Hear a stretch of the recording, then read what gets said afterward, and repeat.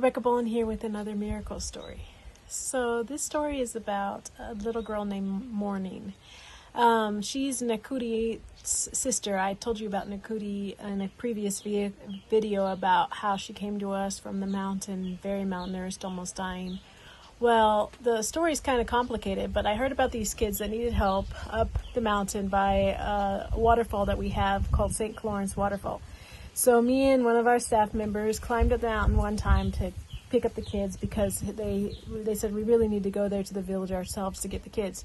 We did, and the grandmother said, well, I haven't actually, let me tell the whole story. So I was actually climbing up that mountain to see the waterfall with some of my staff members and my boys, and we met the grandmother the first time, and she told us she wanted us to take her 5 grandkids because she was old, couldn't care for them.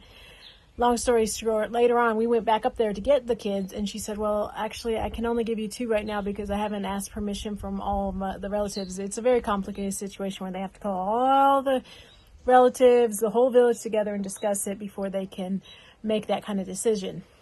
So we took the 2 boys, and then later on we went back and got Morning, and then later on we went back and got her brother, Napan Thomas.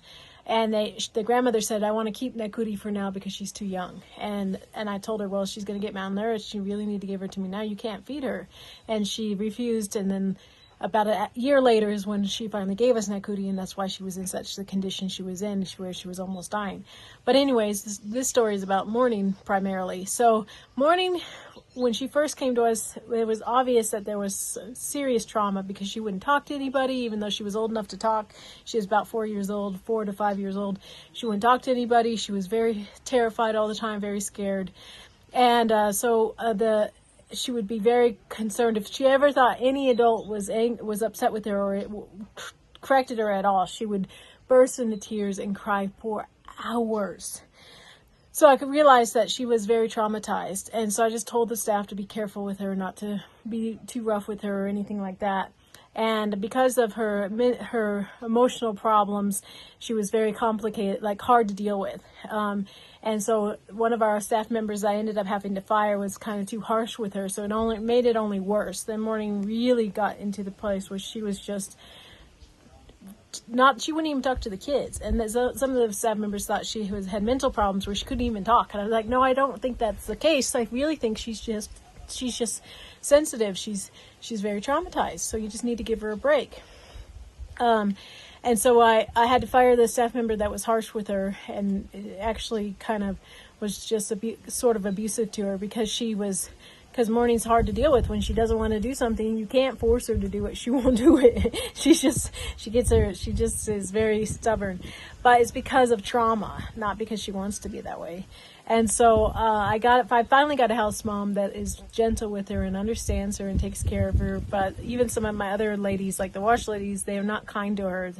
They won't put the dress on her that she wants, and so it causes her to be upset and causes her problems because she's from a different, not tribe, but she was a different clan within the community, so they don't like her. They've even treated her siblings not so well. Even Nakuti, which makes me mad. I want to fire them all, but then I won't have anybody to take care of my kids because the tribalism here is so serious. Anyways, long story short, being patient with her. My mom would even sit on the front porch with her and calm her down when she was upset. She would let her sit at our back porch and calm her down when she was upset, and just being kind to her and loving to her and not being harsh with her. God has finally healed her heart to the point where she actually does talk to us. She even asked my dad one day, Muze, you take a photo of me, and he almost passed out because it's Morning talking to him in English. He's like, oh my goodness, little girl, do you know what you just said? Like, seriously. And it's so much, it makes me want to cry. I'm so happy to see how far God has brought her, to where she feels comfortable with us. She feels okay to talk to us. And before, she would just cry, wouldn't tell anybody what was wrong. Now the older boys can calm her down and she can tell us why she's upset, and she's come so far from where she was. So I hope you enjoyed this video. Love you guys so much. You guys are really changing this whole region through helping us.